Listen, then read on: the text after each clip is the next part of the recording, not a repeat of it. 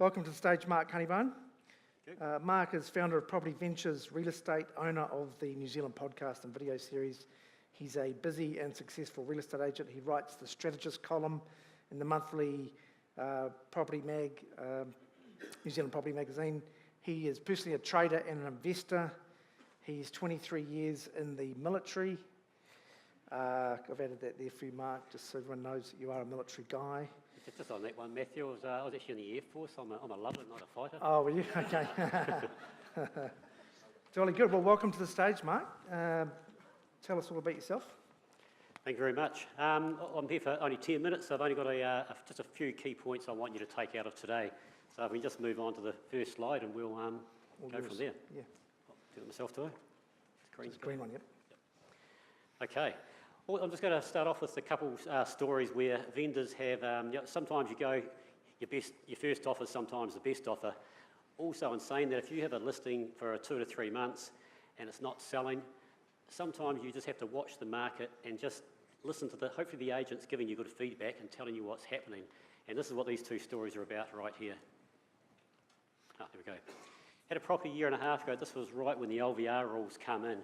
Now, the lady, she desperately wanted 1.8 mil for her place. It was an unusual place, cross-leased, large, not in grammar zones. And but we had it for a couple of months. We finally got a multi-offer. We had a one for 1.810. They were desperate to buy the property. They had to sell their own one first. They didn't like that so much. So they took this offer for 1.78 mil, subject to 2 weeks finance. That's fine. 2 weeks later, the guy wanted to extend for 1 more week. He had a good reason to do that. Banks have tightened up. And in the meantime, she'd been having cups of tea with her very nice friends that'd be reading the press and saying, hey, the market's going really well. Maybe you should pull out of this deal and you should hold on a bit longer. Now, my humble opinion, I think if you are listing, if you get all your knowledge from the newspaper, you're about 3 months late. And you need to have someone in the market who, day to day. So the long or short story is she sacked us, went to 3 other agencies, and 10 months later she sold it for 1.58 mil. Sad story, $200,000 loss.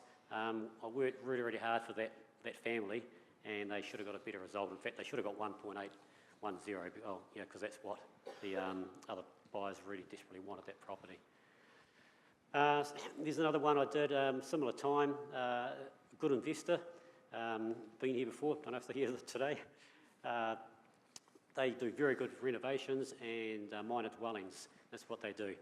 They desperately wanted 840. They would come down to 820. The unfortunate thing about Landit Road is the road at the end is one of the worst places in Manurewa for the police. In fact, they should build a police station there because it'd save a lot of petrol money. So we got down to 810. They dropped it because of the police record around the corner, and we had it clean offer for 804. And at that point, the investor had been going, geez, we had too long, even though we had taken numerous people through the property, and we just there was reasons why it wasn't selling. So we went to another agency. He sold it 3 months later for 780. Now it was only a $24,000 loss plus a little bit for commission because we're a little bit cheaper. But that was again a sad story. It was glaringly obvious what the problem was with that property.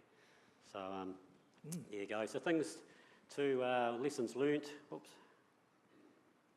Yeah, skip one out, did we? Did we? Don't blame the messenger. Don't blame the messenger. Yeah. Lessons learnt on that on there were, don't blame the messenger. Hopefully, if you have a good agent, if you get a good agent, they should be giving you feedback all the time. Listen to that. It's better than someone said this morning about listening to the neighbour over the fence. Listen to someone that's in the market. They really know what's going on in the market, and that's really the big thing. So there Mark, you go. Oh, there we go. That's what I wanted. Yeah, that's a common question I get, so I was hoping you'd cover that. Yeah, things to think about when selling. I've got 3 points here. I'm not going to get into this one here. This is pretty basic 101 property. Obviously, I'm not going to talk about making the place, smell good and paint it and dress it up. But 2 points I will say is make it appealing when you first walk to the property.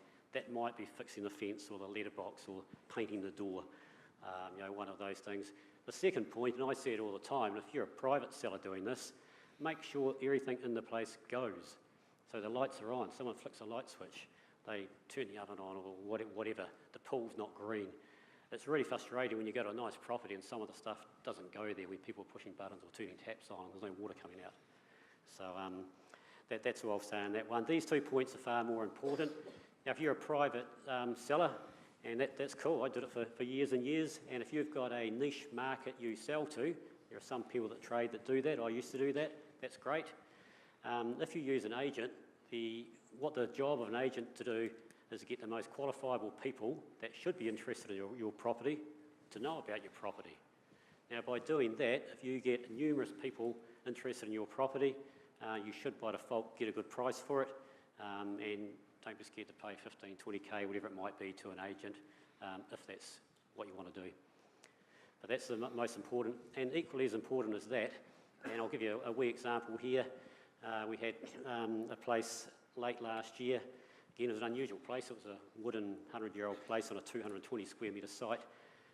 They wanted 1.3 mil, and this lady rang up. We didn't have it priced, and he said, you know, what's the place worth? And sometimes I'll ask them what they think and what have you. I basically said, their wish list price is 1.3, I'm happy to take an offer. And she basically hung up reasonably quickly. And I don't like finishing a deal till it's totally finished, so I got on the phone and rang her back and said, hey, just want to check, what were you willing to pay for? And they said 1.280, 20k different. And I'm going, the psychology of people is different. If 500 people here, we all think differently, 400 New Zealanders all think differently. So I said to her, you know, hey, it's only 20k different here. Let's you know, come and have a look and let's see where we go from there.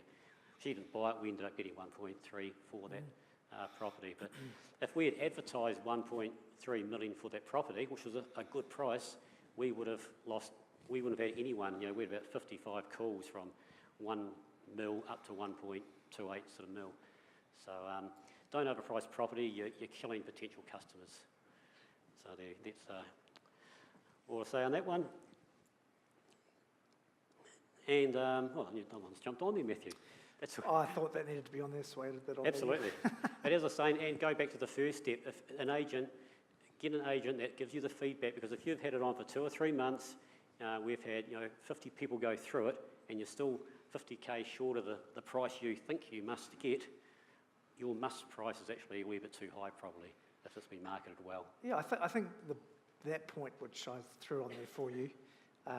It's what happens when you email your slides to someone else. Yeah, sticks army boys on. The point is, I've sold property and just enjoyed free exposure by picking strong agents. And so with Property Ventures Real Estate, there are a number of strong agents in there around New Zealand. And you list with them and you get the benefit of those agents which are strong in their areas, dragging their buyers to your property. And that can happen in the local market too. You get a really strong local agent that has a heap of listings. It's free advertising for you because they're bouncing people off other properties onto your properties. So when the market's strong and they're asking for advertising, I say, I'm not giving you anything. I'll just list it with you. And then I get all of the bounces off the other properties for free. And because they're a strong agent, I get the right result. So you want the strong agent, the tiger in the community that's just got everybody going there because they give you free advertising. You piggyback on everyone else's advertising. Yeah. And a lot of agents out there, they only auction properties also. And actually they're becoming advertisers because they advertise a property. And then who sells the property? Not them, they don't negotiate, the auctioneer does. Yes. So have someone that enjoys negotiating. That's what we Yeah. That's about it. If you want to come and see us or want someone else to go on our property podcast or video series, we do. So this is a quick fire chat. It's intended to be a session where we meet a couple of different people. Nicole, I'm going to meet you. We changed the plan on that. Can I have that, please? Mark, thanks so much for coming in. And if you'd like to catch up with Mark for an appraisal, there's his contact there. And actually that's in your slides and handouts. So by all means, take advantage of that. And also your podcast is very well followed. How many people have you got on that now? I've had over 150,000 views and watches. We haven't advertised it yet. So they're on my podcast. We're a big... No, you're still not the most popular yet. You were. We are having an aim for a very big, well-known New Zealander in December. And then we're going to start advertising it out to the public as well. Oh, good. So okay, very good. Well, thank you very much for coming along. Thank you. Appreciate it. Cheers. Cheers.